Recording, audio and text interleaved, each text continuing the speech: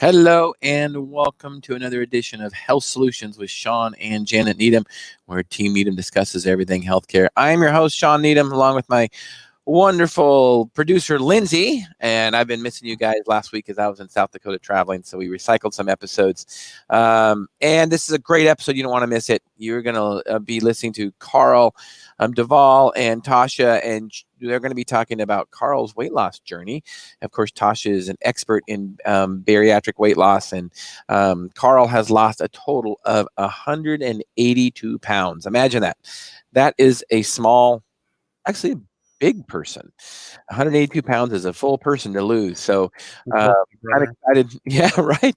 I'm excited for Carl, and just so appreciate him sharing his journey. I know he has to really let his guard down to do that, and I so appreciate him doing that. And I appreciate Tosha taking a time out of her busy schedule to come on with us and support Carl and give us any insight on his weight loss. So with that, I'm just going to turn it over to you guys. So Carl, update us on your weight loss. How's it going? Well, it's been frustrating to me. It's kind of a whole different ball game than what I was doing before, and I'm trying to find the right, what you call sweet spot zone of what I need to be doing. So I feel like I should have been losing more since surgery. First 2 months was 50 of it. So first 2 months it dropped fast. Since then, it's been about 20. I had a 3-month stall, about 2.5, 3 months almost. Then I started losing again. Now I'm losing again slowly. So it's been frustrating, just because I kind of don't. It feels like I have to do everything perfectly, or I'm not seeing anything move. And not that I'd thought, the surgery was going to be the cure-all by any means, but I thought that tool would make it easier. All my cravings are back like before. Those never really went away. I mean, I always wanted the food. I just knew I couldn't have them. Now that I can, it's been tough. So basically it's where I was before. It's just I don't have the capacity at one time as far as portion control. It makes it easier portion control, but at the same time, you fill up faster. You also, your stomach empties faster. So whereas if I ate before the surgery, I could stay full for 4 hours. Now, since I have limited capacity, it's 2 hours. Then I'm hungry again. So it helps, but it's just a different way of eating, and I haven't quite mastered that yet. So Tosha, do you have any comments? Is this a common experience after a bariatric surgery? Yeah, because the weight loss surgery doesn't fix our brains, right? So we still have to battle the mental part of why we put on the weight to begin with, which is the cravings, which is the sugar addiction, the soda, the fast food. We still have to battle all that. Just because we had surgery and it reduced the size of our stomach doesn't make the cravings just go away. It's not the magical fix to weight loss. What it does is it forces you in a restrictive diet because it limits the amount of food that you can eat. But then when the cravings start to come back, right, now mentally you're having to battle those and keeping your diet structured to a bariatric diet without allowing that stuff to come into play. And a lot of times that stuff comes into play, and this is why so many bariatric patients don't make it to goal, is because it starts to come into play. Then the mind takes over the restrictive diet. Even though you can eat less, you can still rack in calories if you're eating the wrong foods. So it's a very difficult process because, like right here with Carl, this is where the true mindset work begins to get to goal and to keep it off for life. Yeah. So Tosha, do you have any tips for Carl on how to, to help his mindset? Mm-hmm. So Carl, what I would do first is, because you got to keep track of these cravings, right? Like when I work with my clients, and especially in this new Back on Track program that I kicked off, we're really working on mindset. So when are the cravings coming in? What are you craving, and what's kind of going on during that time frame that you're craving these? Because a lot of times it's just straight up boredom, right? And so it's like, oh, we're looking in the pantry, seeing what's around, or I don't want to drink another bottle of water. Is there anything else I can drink? A lot of it's just boredom. And so you have to start evaluating and saying, okay, this is what the past Carl did. The past Carl used to, without even thinking about it, did this. And this is what got me over 700 pounds. The new Carl, with the surgery, vowed to take, to have a better lifestyle and to make better decisions. So with that, I have to think about, why am I craving? Carl, what do you crave? It's never the same thing. I think my problem is the same thing before surgery. It's night. I'm fine during the day. I can eat perfectly during the day. At night, and then when I was in school, there's actually, nighttime eating disorder. It's actually a thing where it's not as severe as what it used to be. Like when before, things that, like, even if I wasn't hungry, I would get into a panic that I didn't eat right before I went to bed.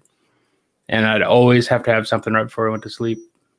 Even if I wasn't hungry, it was weird. It was just something in my mind told me I needed to go get something to eat. Or it's not that right now, but it's just I get hungrier in the evening, it seems like. And end of the day, you don't feel like making anything. Like I said, my choices, like, they're not terrible. It's just probably like she was saying, probably eat too fast, which means I'm probably eating too much at one time. She gave me some tools, and I came up with some stuff on my own to try while I'm eating to slow myself down. I did it last week, and it worked actually pretty well. I made a little breakfast sandwich or something, for example, and I used to just eat it, and it'd take a couple minutes. Eating's boring to me. I just want to get it done and do whatever else I was getting on with. I mean, it tastes good, but it's still boring. It's like whatever. I just want to do it and be done with it. So what I started doing last week is I would take a bite, and it's going to do two things for me. I take a bite, I take a lap around my kitchen, I take a lap around my living room. Then I go back down, sit down. Then I wait a little bit, take another bite, just do it. Every bite, I'll take a lap. So it's getting some exercise in there. It's slowing me down, way down. It took me 15 minutes to eat a sandwich. So it was a lot better as far as speed goes. And as you know, as a lot of people know, it takes a while for that signal to hit your brain when you're full. If you eat fast, you don't feel full. Your brain's not telling you you're full yet. So you keep eating. Then when the signal hits, you've overeaten. Now you're miserable. So taking your time eating gives the signal time to get to your brain to say, hey, that's enough. And she also told me some signs to look for, because I was also told that if you overeat, you're going to probably throw up. You're gonna be miserable. You're gonna be sick. That hasn't happened at all to me. I've felt the urge once, and it wasn't from overeating. It was just something that I ate. It hit me weird, and that feeling went away in about 2 minutes. So she says another sign for me to look for. She asked if I hiccuped, and I said I hiccup all the time. She says, okay, if you're hiccuping like from the beginning, you're eating too fast. If you're hiccuping near the end, that's your body's signal saying you're full before it hits your brain. I said, that's interesting. She goes, also, if your nose runs. And I was like, man, I get runny noses all the time now. And like, I didn't realize that was a sign of being full either. So it was interesting because that's both happening, and I didn't know why it was happening. I figured the eating too fast was the hiccup thing. But so now that I'm a little more mindful of cues that my body's given me when I'm eating, even though it's not my brain telling me I'm full, at least I can rely on something else to tell me that. So are there certain triggers at night or that make you hungry at all, Carl, or is it just pure boredom? I don't pay attention to it. It might be. I mean, a lot of it is, I try to eat around 5. So, and I'm usually up until 11 or midnight or something like that. So I'm going to get hungry. My stomach's going to empty, in a couple hours. I'm going to be hungry at night. It's just me choosing. And it's not like I can eat a lot anyway, probably about a quarter of what I used to be able to eat before surgery.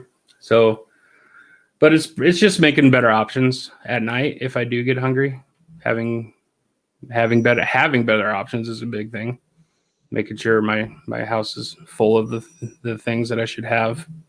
Like I said, it's just right now. It's just I'm still trying to learn with this new program I'm going to start doing with the walking and all that kind of stuff, and I'll see how much of a difference that's going to make. Because I think we kind of pinpointed that's kind of the reason. It's just my speed of what I'm doing as far as during when I'm eating, but the mental part of it is also something I'm going to have to tackle.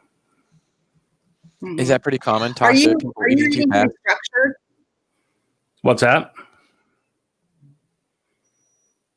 I talked over you, Shawn. No, that's okay. I was asking you a question. Go ahead and answer your question, but then also answer the question about, is eating too fast common? So go ahead and start with your question first, Tosha. Carl, are you eating like structured? Are you putting a focus on breakfast, lunch, and dinner as your primary meals where they're protein focused? Yeah. What I started doing in the last couple of weeks is I start with a high protein drink in the morning. You actually suggested the protein powder, the cocoa pebbles and cocoa fruity pebbles or whatever. Right. So I started, yeah, I saw that post. That sounds really good. How could you not like fruity pebble flavor? Yeah, I know. I started putting it in a coffee in the morning. So with 2 scoops of the protein powder, so that's a 50 grams of protein first thing in the morning. So I've kind of been doing that as a sub instead of a breakfast in the morning. I just want to get going with that. Then I do focus on, it's usually lunch and dinner, rarely a snack in between sometimes. But yeah, it's a 3-meal program usually is what I try to do. And the shake, Carl, remember too that it's going to empty out of you faster than solid food. Mm-hmm. So you might end up wanting to like flip-flop that and have like a good nutritious breakfast and then build in your shake later. So you have that solid food in the morning because your stomach's going to start emptying out that liquid, and then move your shake somewhere. Or you can do your shake for breakfast, like it wouldn't really be like a breakfast, but have a breakfast sometime like 2 hours after the shake, have a regular breakfast, then move on to lunch and then move on to dinner. And you might find your hunger levels drop with that, being more structured and the focus on protein each one of those meals. But then you should be building in like a good high quality, still a protein focused snack. And that helps like with the nighttime grazing, the nighttime wanting to munch, because you could actually move that good nutritious snack, still protein focused.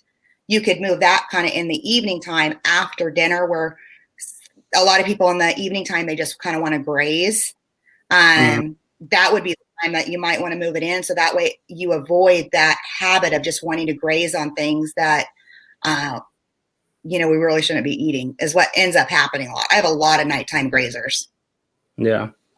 I think, I can attest to that myself. Even after I've lost weight, still nighttime is a problem. And I think it's a problem that's the biggest problem for everybody. I mean, partly because we just, we're at home, usually at night, we're not working, we're not staying as busy as we are during the day. And, we typically have almost an unlimited food source in our pantry or our refrigerator. And, that's why I think it's a problem at night, is just because the food is just there. So it's easy to access. Yeah. I think that's why it's important to have healthy foods. I will tell you, I know I traveled all week last week, and I was in a hotel room, and it was, you can't snack after dinner. You can't snack. You're in a hotel room. So, I mean, you could, but it's a lot harder than just going up and getting in something in the fridge or a pantry. So, it was a lot easier to eat clean when I was on the road than it is at home sometimes, unless you just have healthy stuff at home. And that's one of the things I think, and you were already talking about, Carl, that's why you have to have good, healthy stuff at home, because I can tell you, if I had the junk food at home, I'd eat it. Yeah. So it's hard. My son does not follow the program I follow at all. I don't know if I mentioned before, he's kind of on the spectrum, so it's hard to get him to eat anything. He has like 5 things that he eats on a regular basis, and he's on the slight autistic spectrum here. So I try, and he's vegetarian. So I mean, there's a lot of cheese pizza in the house. There's a lot of pizza pockets, a lot of that kind of stuff floating around.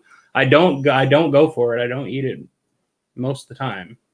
95% of the time I avoid it when I do that. But it's not, like you said, it's not only having a healthy option, but be a lot better if there was no unhealthy option. Right. Well.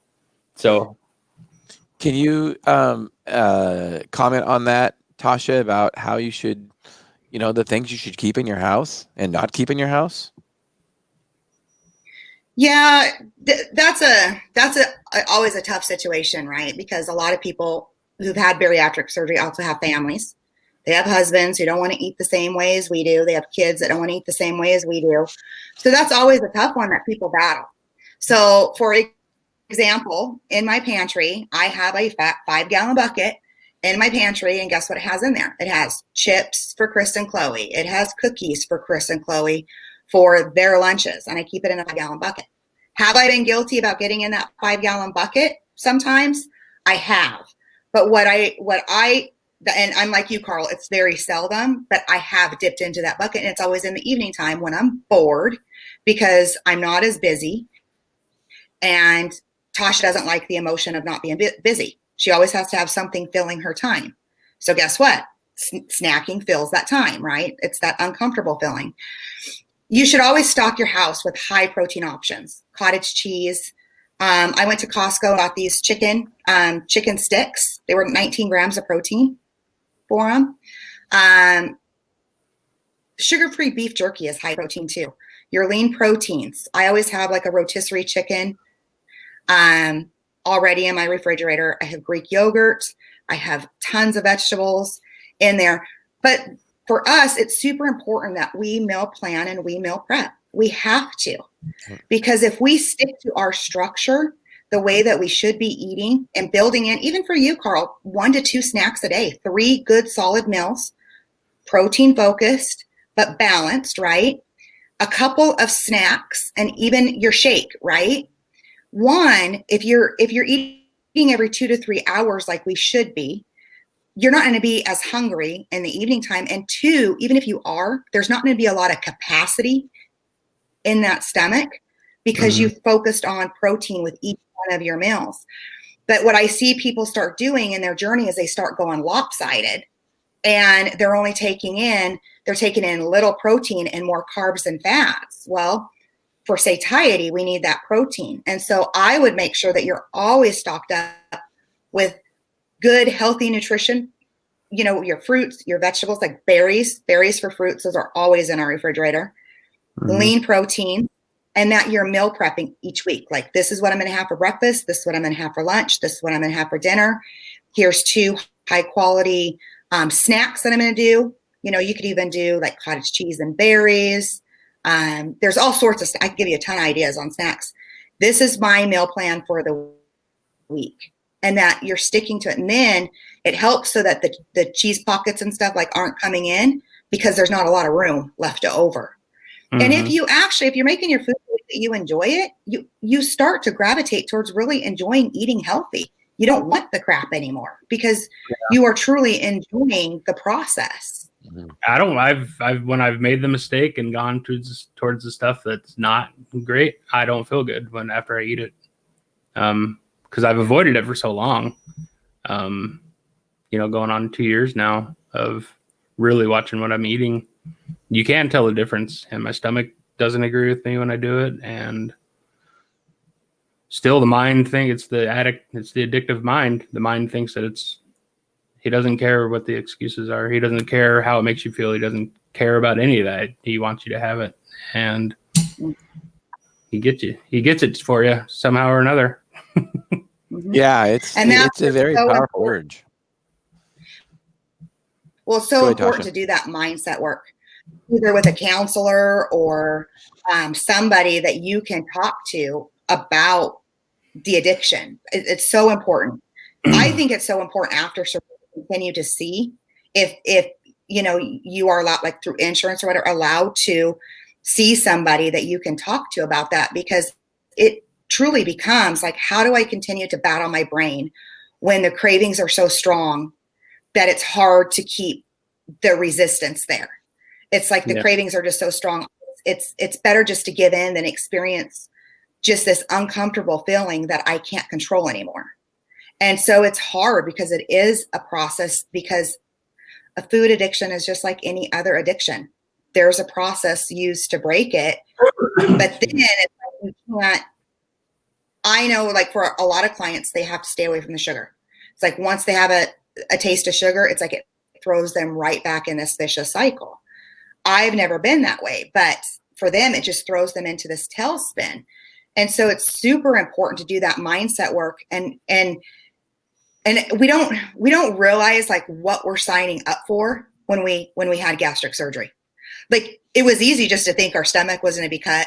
It reduces our capacity, forces us into this restrictive diet. Boom, the weight loss comes off. I'm a happier person.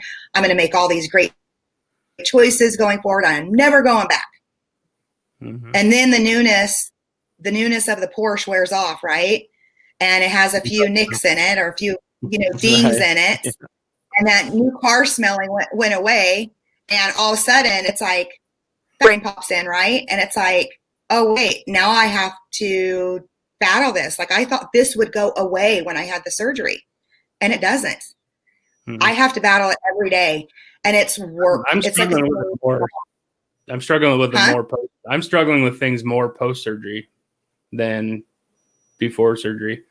I don't know if it's because I put more expectations on what should be happening, or if I feel the unspoken outside pressure of people, because I make it very public what I do, of people watching, well, you should be losing more. No one's saying that to me, but I feel it. You should be 100 pounds lost by now. It's been 6 months. So I fight that, inner struggle, my inner voice, the outside voice that's not actually there.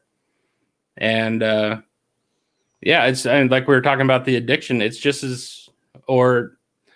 addiction. And I also struggle with, I've had this conversation a lot of times where people say being heavy is, it's just a choice. And I say it's not a choice. It is I've been able to take some weight off, nowhere near where I need to be, but no one would choose to be unhappy as they are. And I think it goes hand in hand with mental illness, depression. You're not going to tell someone that wants to commit suicide that that's just a choice. No, there's a chemical imbalance happening in your brain that makes you feel that way. There's a chemical imbalance in my brain that got me to 700 pounds. Yes, I'm choosing to eat what I choose, eat what I eat, but a rational functioning mind's not going to think that way. So there's more to it than just put the fork down. It's like you say, it's like any addiction, whether it's an alcoholic or a heroin addict. I think, deep down inside, an alcoholic doesn't want to be an alcoholic, or a heroin addict doesn't want to be a heroin addict. So I think addictions are all rooted in the same areas in the brain when it comes to a neurotransmitter response, and whether it be, drugs or alcohol or sex or gambling or food addiction, I think they're rooted all in the same place. And Tosha kind of alluded to it, really, is that, you have to fix your mind before you fix any of that stuff, for sure. And I know I have that addictive gene. Every male on my dad's side of the family is alcoholic. you're never not an alcoholic. You know, they don't drink anymore, but every one of them had it. My dad was, and I knew that, and I made the decision real young to not drink. So I've never been drunk. I've never been high. Last time I knowingly drank any alcohol was I was 17 years old, and that's the last time I did it. But it manifested in a different way. And the food addiction. So I have that gene. It just, you know, it chose a different path than alcohol. So, and Carl, I find this, you're in the same boat as the rest of us having bariatric surgery, right? In the beginning, we're so disciplined. Like nothing's going to stop us. Nothing's going to get in our way. We're never going back. You know, we're just our mind is there. Our mindset is there, right? And it's because we have the willpower, because willpower is attached to an emotion. That emotion was having the surgery. If you didn't do what you needed to do, you wouldn't have got the surgery. Guess what? After the surgery, the willpower does this. And guess what you have left? Building the discipline. Yeah. And that's what takes over is now you have to be, you know, look at Shawn's brother, Shane. Look at how disciplined he is to get to the body fat he gets to compete. It's that same mentality that me and him look real similar. This is my discipline that has to take over because I want a better life for myself. Yeah. I'm discovering I need, and I don't know, I'm not great at it myself, obviously, but I almost need a goal. Like pre-surgery, I had goals to meet. I had other people telling me, you need to hit this goal. We're going to check on you to get this goal, like the doctors or whoever. If you don't hit this certain number, your weight-wise, you're not getting the surgery. So, okay, boom, that's my focus right there. The focus after that, maintaining the weight, dropping a little more to get the surgery. Got that. I met that goal, had the surgery. Then it's kind of like, get out of the nest. You're on your own now. And it's like, you know, they check on you, you know, but it's not the same. They don't give you a goal. They don't. So it's definitely on your own. On my own is it's not a strong place. So Tosha, can you help? I mean, that's one of the things that you do is you help people set realistic goals. Can you help with Carl setting realistic goals? I mean, I'm always a big believer with goals. You have to have, you know, a long-term goal, but then baby steps, baby goals in between. You know, what are your suggestions, Tosha? Yeah, I find that a lot, which is why there's a job for me out in this market, right? Because the accountability, a lot of what the doctors they have so many patients that they can't, and plus insurance and the cost and stuff like that. I mean, there's lots of things that go into it. They can't have Carl come in every week, right? So it's like that accountability with your doctor kind of goes away because now it's like, okay, I'm going to see you, you know, when you first have your surgery, I'm going to see you, you know, 1 week, 1 month, 3 months, or sometimes it's 2 months. It's more frequent, right? But then as you start coming out, your visits to your bariatric, they become farther apart. So it's like, where's that accountability there? And then if you haven't quite developed it with yourself, it's like, okay, now where do I go? And that's where there is like programs like mine. So Carl, I would be happy to keep you and you give you goals every week, to give you a progress chart of like how much weight you should be losing every week. I mean, we could talk about structure, meal planning, healthy snacks, you know, and really kind of get you into where you're plotting out your success, right? That you're developing that discipline and you're happy with your progress and you're loving your progress, right? And then some goals, like, you know, when you lose the weight, what do you want to do? You know, where do you want to go? You know, do you want to, you know, take a car ride somewhere? Do you want to take a plane somewhere? You know, what are some of those goals that you've like, you know, they're on your bucket list to achieve? Mm-hmm. Well, I will tell you this, Carl. So I have a coach that helps me with my mountain bike racing training. And I will tell you, just like Tosha says, I've been doing it long enough now for, you know, like 7 years where in theory, although this is kind of an arrogant statement because my coach is way more knowledgeable than I am, I could probably do it myself as far as the day-to-day, knowing what to do, knowing how to train. But every Monday he checks in on me and he sees what I did for the week. And that holds me accountable. It's like, I don't want to miss workouts and show him that I miss workouts. So I make sure I get the workouts done. So part of the reason I keep doing it is so I'm accountable to somebody, because it makes it a lot more difficult to skip workouts if you're accountable to somebody and if you're paying for it. I pay him, so there's value there, and it's like, I want to get my money's worth. And then the goals that we have, and we sit down and we talk about those goals. And I'm sure Tosha does this with her clients. The goals I have is I set races out there. So I have certain races that I want to do well at, and they might be months they're usually months and months in advance. So those are the long-term goals, but to get to that long-term goal, you have to do steps along the way. I don't want to show up to a race and, not be able to finish or get destroyed because I'm not in good, I don't have good fitness. So that's partly how a coach holds you accountable, whether it's for bodybuilding, mountain bike racing, or for weight loss. I think accountability is a big thing when it comes to coaching. Yeah.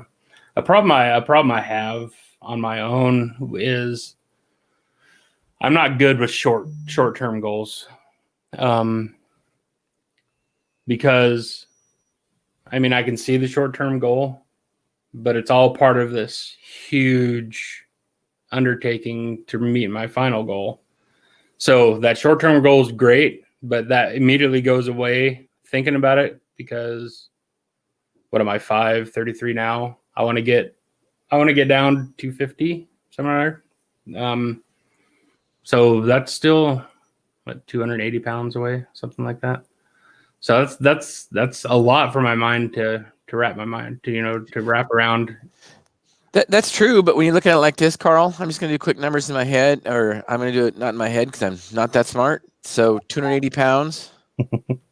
Remember, you gained 400 and some pounds over 20 some years, which is only like 20 pounds a year. So 280, that's 2.69 pounds a week over 2 years. That is so achievable. Think about it that way. That's why you don't necessarily look at, and that is looking ahead 2 years from now, 280 pounds from now, that is overwhelming. But the short-term goal, 2.7 pounds a week, you can do that. I mean, so don't look at it as that's why you have to have short-term goals. Probably am now. That's probably where the pace I'm at, probably a little more. Yeah, right. You've lost 69 since you're on track to lose about 6 months. So you're on track to lose 120 pounds the first year. Yeah. Which that would be about right. So don't look at it total long term. Look at the short baby step stuff. And even I'm sure, Tosha has programs where you don't even look at it per week, but you look at it every day. I don't know if bariatric patients should be weighing every day.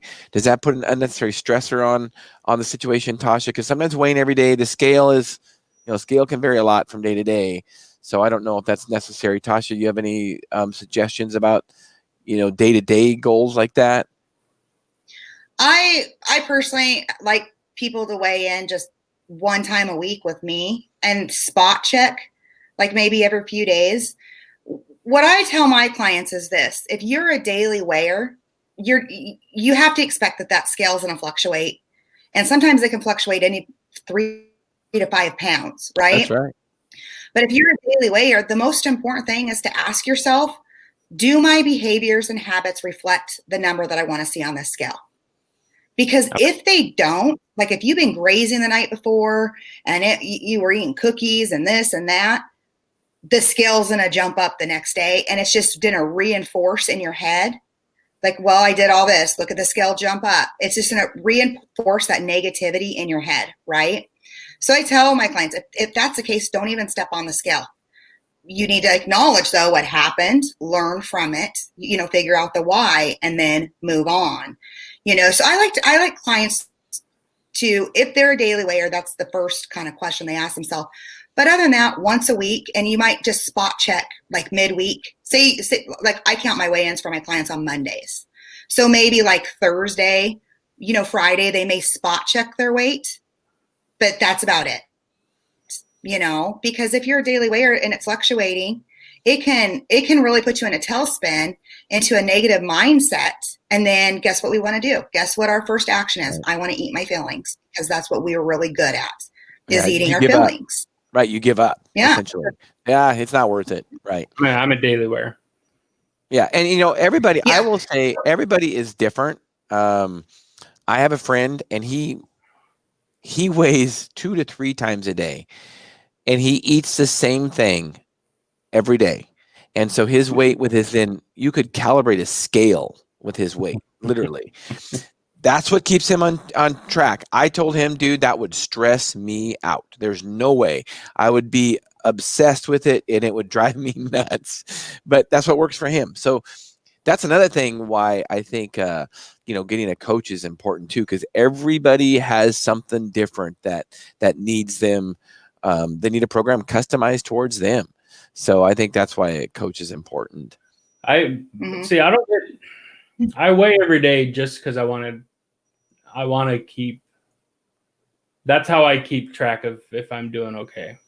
I know it's going to fluctuate from day to day. I mean, I've had days where I'd gain 5 pounds in a day. I was like, well, that's weird. Then I realized, okay, well, you didn't take your water pill that morning. Let's take a water pill. The next day, I've dropped that 5 pounds. Like the last 2 weeks, I've dropped 14 in these last 2 weeks. That's taken a lot, but a lot of that was water the first day. Then that was taken off that holiday weight. So I weigh every day. When I first started, I'd weigh every 2 weeks. I didn't care about the scale. I'd weigh like the day before I'd go in to see my nutritionist appointment. That's where I'd get weighed in, and they'd report to the doctor. So that's the only time I'd weigh. And that was more just to see how accurate my home scale was as to the doctor's scale. So when I stopped being able to go to the nutritionist every 2 weeks, I'd make sure that was accurate so I can keep track. I don't get frustrated weighing. I think I'd get frustrated not weighing for right now, just because I want to see the progress right now, especially since it's so new since surgery, that I want to kind of track it just to see how it's going. And another issue, I was going to bring it up a little bit ago. I don't know what success looks like after surgery. Like, I don't know if I'm on a good pace of weight loss. I don't know. I didn't know what to expect. I've heard so many different things from different doctors of how fast it should come off, how fast it shouldn't come off, what I should expect. Like the surgeon himself says, yeah, with the surgery itself, you'll probably get down into the low 400s. And after that, it'll probably stop being real effective for you. So you might have to consider doing the full bypass. Then I had another doctor say, oh yeah, well, I had an uncle that was over 600 pounds and he had the sleeve like you had, and he got down to 200 pounds. It's like. Well, I think one thing, let's realize this, and this is one thing I tell anybody that's trying to do any kind of weight loss program, and I got to remind myself of this too, that, the scale is only a tool. It is a tool to go along with other things. So what other things are getting better? Well, you mentioned, Carl, that you can actually drive your car now. Mm-hmm. I mean, in some ways, it's like, who cares what you weigh? I mean, you can drive your car now. You mentioned you can clip your toenails now. Well, who cares what you weigh? You can at least clip your toenails now. Those are all progress. Yeah. There was a time where you could hardly walk, correct? Yeah, I could walk from my bedroom to the kitchen or to the living room, and my legs were ready to give out. Right. I mean, so in a sense, it's like, let's not get too hung up on the scale. And especially as you start losing more weight, how your clothes fitting, how are you looking? That's what's important. And I know, especially as you get to a goal weight, like your goal weight in the 200s, that weight is not going to matter anymore. You're going to feel so good about the things you can do, the way your clothes look, the way you look in a mirror. The scale just doesn't matter anymore. Okay, 3 or 4 pounds difference, who cares? I mean, I feel so much better. And what other, what other things have you added to your life? So I think those are some goals that you have to understand too, that it's not just about weight loss. I mean, because really, overall, it's not really about weight loss. I mean, that's kind of how we monitor it, but overall, it's about how you can enjoy life again. Tosha, do you have any comments on that? No, I'm right with you. So those are called non-scale victories, right? And you want to rack up as many of those as you can, Carl, because from where you started until where you are today, you saved your life, right? That's number one. That's your number one non-scale victory. And number two, it's like all these little things that you haven't been able to do that people take for granted. Like we don't think about those things. But these are all new things that you can do now because this weight's coming off. So when you say, I don't know what success looks like, I would put that question back to you and say, what if you were to picture it in your mind, what would it look like to you? Not what people are telling you, but what would it look like to you? What would be some of your non-scale victories that you would like to see? Because all of those add up. The scale is just, it's the measurable aspect of it, right? Yeah. And there's going to be months that you lose a little bit, and there's going to be months like you lose a lot. That's just how it goes. So what are some things that you can think of that would gauge your success right now? I think I'll get to that. I think the industry in itself kind of does itself a disservice. What do they call the surgery? Weight loss surgery. Weight loss surgery. Yeah. What do they want you to do before you hit surgery? They want you to get to a certain weight. Right. Everything's based on the scale. And whereas I didn't pay out of pocket, I had to, go through the program of the insurance. I had to meet their goals. So, I had a longer journey than a lot of people do, just because I had to meet all these certain goals and I was at a certain size. And surgeons were actually afraid to operate on me because of my size. There's like, you go in for weight loss surgery and they said, oh, we usually don't see people your size. And it's like, oh, well, that's not, that doesn't make me feel real comfortable. That's not reassuring at all. I mean, what you're saying is 100% right. And I don't disagree with it. It's just getting out of that mindset, especially like that's the journey. The journey for me is exactly saving my life, because that's what I did. Right. And as dumb as it sounds, I'm lucky I ended up in the hospital 2 years ago. Because if I would have continued on that path because I didn't realize how bad I was. I had an idea that I was really heavy. I knew that. I didn't touch the scale. I had no idea what I weighed, but I didn't know I was there. I had no idea I was that far off. And having the blood clots, that could have, if I would have waited, or if that would have happened later on when I was even heavier, they may not have caught it. It may not have went the way it went. Non-scale goals for me. See, that's kind of easy for me.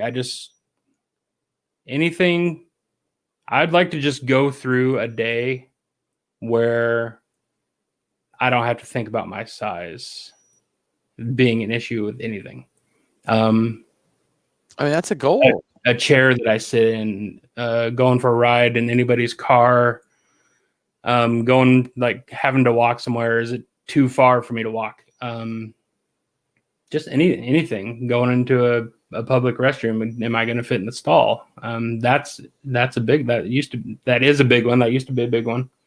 It's still a big one. It makes you afraid to go anywhere, because you don't know the situation that you're getting yourself into. Going out to eat, do they have chairs that don't have arms on them? Is it all booths? I can't fit in a booth. I can't fit in chairs that have arms. I need no arms, So, like, if I would go out to eat anywhere, I'd have to call the restaurant ahead of time and ask them what kind of chairs they had, what kind of seating they had. So Carl, are you, one thing about goals, in my opinion, and if you do some research about goals, is that one of the most important things about it is to write them down. So do you write these things down? No. And, keep a little list on, this is what I do with my goals. I put them in my smartphone, and I update them you know, because they're dynamic. Goals are dynamic, especially in 2020. My goals changed a lot. You know, just write them in there, because if you write them in there, then you're more likely to actually achieve them. And even if they are goals like you're talking about, you know, write them in there, because then, like Tosha says, they're non-scale victories. So when you can go out to a restaurant and not have to worry about, you know, the seating, that's a big victory. That's a big victory. So write those goals down. Yeah, I guess those aren't very specific, so it's hard to, that's kind of an overall goal. Well, here's the thing though, but you can make it specific, because here again, a goal is just a dream if you don't have a time frame on it. Yeah. So what you would do with the goal is you would say, okay, I want to be able to ride in Joe Blow friend's car. Okay.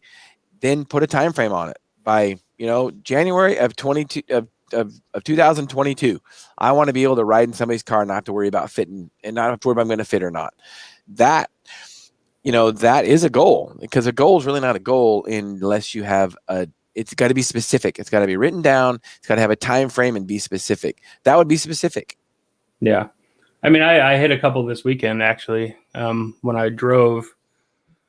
So give an example of what it used to be. So if I would go out to my car, which is out the back here, I got to walk down. I got to walk through the laundry room. I got to walk down 4 steps outside and get into the vehicle. Before, like when I was at my heaviest, I would get down to the bottom of the steps and I'd have a bench outside. I'd have to sit on that bench before I even tried to get in the car.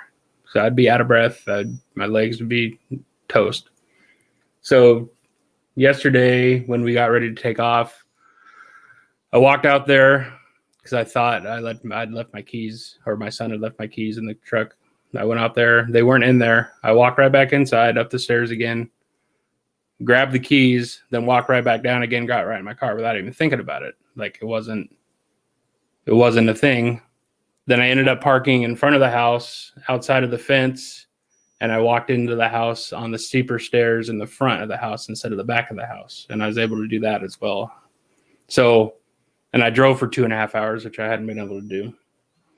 So, like you said, that wasn't a scale victory, but I was able to do stuff that I hadn't done in years, 5 years, something like that. And I'll let Tosha follow up with this one, but I think, Carl, you should write those things down, because, you know, 3 months from now, when you get frustrated because your weight has stalled, which is going to happen again, let's face it, you know, it's like, wow, I haven't lost any weight in 6 days, or I've gained 4 pounds in 3 days. You can look back at those notes and you can say, wait a minute, I am the same weight I was, you know, when I could now get into my car and drive for 2 hours and walk back up the stairs and get my keys. So you can look back at those and you can look at those as wins. And instead of looking at, you know, instead of looking at the scale and saying, well, I failed, you can look back all the wins that you've had. And that's why it's important to keep goals and to keep them in there from year to year. So, you know, when you look at your goals for 2019, you can look and say, well, this is what I accomplished in 2019. I didn't do this, but I did do that. And those were good, because you're not going to accomplish all your goals. So, you know, write those wins down, because that's affirmation for us. And we all need that. So Tosha, you want to talk about that? Absolutely. And I know, Carl, you thought about blogging, right? A little more podcasting. This is where you could create your podcast and you could talk about these things, because a lot of people don't realize, like, just like you described, being able to do these things, like in that moment, if you could have captured that feeling in a jar, that was everything to you, just being able to do that. And so I think if you podcast plus, you know, like Shawn said, write your goals down, right? But if you podcast and you talk about these things, it will also help you in your journey as well, because you can go back, and when you are feeling frustrated and you are feeling down, you could go back and play your podcast and be like, let me remind myself of why I'm doing this journey. Because if you weigh, like, you can't lose 250 pounds without losing pound 1, without losing pound 2, pound 3, right? You're looking at what did we say? 2.47 a week? 2.69 a week. Yeah, divided by 7 days, just 0.38 a day. So how do I lose half a pound? How do I lose that next 0.38? And this is where I think if you write them down, and start up your podcasting, I know that's something that you wanted to start up. Talk about 700 pounds. Talk about, all of the non-scale victories and what they mean to you. Talk about your whole journey. It will drastically help you. But this is the other thing that I believe. I believe that you can get down into the 200s. If you work hard and you stick to plan, I absolutely 100% believe you can get down to that weight. Absolutely. I had a client at 420. Her doctor said she would never get down to that. Today, she weighed in at 215. So I believe that the only limitation you put on is the one we put on ourselves. And sometimes it's because somebody didn't quite believe in us that we could do it. And that's why I tell people can prove them wrong. And thank you for that, Tosha. And we've had multiple stories on our podcast where doctors have told them, you can't do that. And they prove them different. So I'm not saying you shouldn't necessarily listen to your doctor, but Carl, you're in charge of your own health, not your doctor. And so you can do what you want to do. It's not going to be easy. And I think that's one thing that I hope one of the things that we've, with talking about your journey, and Tosha made this clear when she was on our podcast almost a year ago, that, bariatric weight loss surgery is not easy. People think it's just an easy way out sometimes, but it's not. It's definitely, weight loss is a lifelong struggle for all of us. For all of us that have struggled with our weight, me included, it's a lifelong process. I am never going to be able to eat all I want and not exercise. That ain't going to happen. Because I guarantee you, if I wanted to gain 40 pounds next month, I guarantee you I could gain 40 pounds in a month. Yeah. I guarantee you I could, honestly. And it's hard. It's hard. I do it rarely, and I'm doing it right now, actually, now that we're talking about it. Thinking about how I felt at my highest compared to what it is, how I feel now, or what I'm able to do now. Yep. I remember I'm like in my mind right now, I'm in the hospital just standing up to switch from one bed to the other bed, and 3 people on each side of me, or 3 people hold my arms to make sure I don't go down. Compare that to what I can do now. It's night and day. And if someone would have told me in under 2 years you're going to be able to do what I'm doing now, I wouldn't have bought into it. Good for you, Carl. That is awesome. And you know what? Eventually, if you don't write these things down, eventually you'll forget those little wins. And those are big wins, but eventually you'll forget those. That's why it's so important to write them down, because there's going to be a time where you struggle again, with your weight, and you got to realize how far you've come in 2 years. So is this a victory or a fail? I can't walk like 3 steps if I'm not holding my shorts so that I'm coming down. Is that a fail, or is that yeah, right. I think that's a victory. If I'm in public. I mean, it's a fail if I'm in public, but yeah, I guess it depends on who's watching if it's a victory or not. I doubt your son wants to see your shorts come down, but maybe, I don't know. Being worse. He's a trooper. He's seen more than any son needs to see. So no, this has been great. I appreciate both you guys coming on, and Tosha, you sharing your expertise, and Carl, you sharing your story. Carl, my ask for you is we're going to have you on again, and probably in another 6 months or so. You think that's a good time, Tosha? Another 6 months? Yeah, I would go 3 or 6 months. Okay.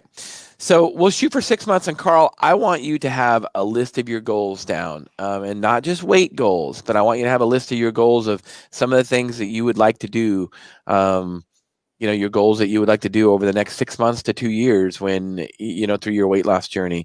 And we can discuss those goals, because I think it's very reassuring to people that, you've come a long ways. Most people don't need to lose as much weight as you do, but they have the same struggles as you do, just not to the extreme.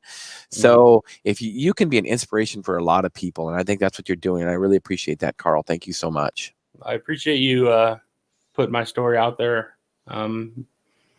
putting me on, your podcast, and it's been fun. It's been interesting. A lot of people have reached out to me. Like a lot of people there's been a few people that are going in for the surgery now that want me to tell them all the secrets. And I was like, I don't have any secrets. I'm still trying to figure it out myself. Right.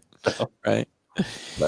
So I'm going to let both of you finish up with some parting words. So Carl, how would you like to end today's podcast and, to give inspiration to others about your story?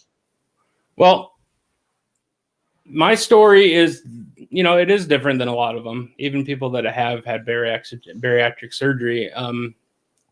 But I mean, it's still the same struggle with everybody. You may not be as far up the scale as I was. You may not be, close to as bedridden as I am. And you may be lighter than I was and be bedridden. I don't, it doesn't, right. You don't know everybody's story, but the most important thing to do is improve from where you were the day before. Progress. Just even if you don't feel that you are, and even if you don't feel like being the best you can that day, I tell people, even though, a lot of times I don't follow my own advice, but I just tell people fake it until it happens. If you're not happy, fake you're happy. Then it'll follow. A positive mindset gets positive results. So that is true. Yeah. So Tosha, I'm going to have you follow that up with what drives you. What do you have a passion for, Tosha? I mean, I think it's pretty obvious, but go ahead and tell our listeners and viewers what you have a passion for. Well, right now it's taking off regain from clients and starting up my whole challenge that I did. This was a year in the making. Right. So at one point I didn't know if I could do it. And that was an excuse. That was something I had to bust. I had to bust my excuse because I had to ask myself, how do you know that to be true, Tosha? How do you know that you can't create this material or you can't do this? I had to bust those excuses. And so I love helping people because a lot of times what gets in our way is our own minds. It's our own worst enemy. And we'll start putting like these limiting beliefs on ourselves and saying, well, what if I can't do this? And so this is the new thing that I have with my clients. And so they're starting to repeat me on this. How do you know that to be true? So when they tell me their limiting beliefs or, their I can'ts, I always ask them, how do you know that to be true?